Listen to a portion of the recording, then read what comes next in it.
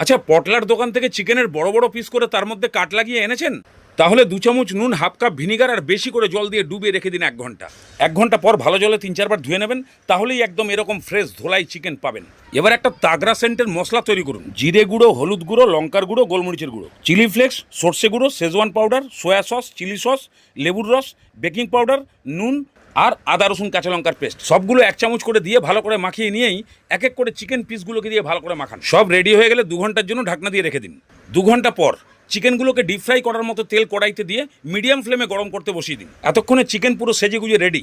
এবার একটা থালায় 500 গ্রাম মতো ময়দা নিন, সামান্য একটু গোলমরিচের গুঁড়ো আর নুন দিয়ে ময়দাটাকে আগে ভালো করে মাখিয়ে দিন। এবার একটা চিকেন পিস ময়দার মধ্যে দিয়ে আলতো হাতে 1 মিনিট মতো রগড়ে নিয়ে ভালো করে ঝেড়ে ঠান্ডা জলে চুবিয়ে জল ঝরানোর জন্য রেখে দিন। এইভাবে 2-3টে রেডি করে নিয়ে আবার একই প্রসেসে ময়দার মধ্যে মাখান, ভালো করে ঝেড়ে গরম তেলে। এবার উল্টে পাল্টে ভাজলেই একদম চিকেন ব্রোস্ট তৈরি। ওপরটা কুড়মুড়ে আর ভেতরটা সফট, হেভি খেতে হয় মাইরি।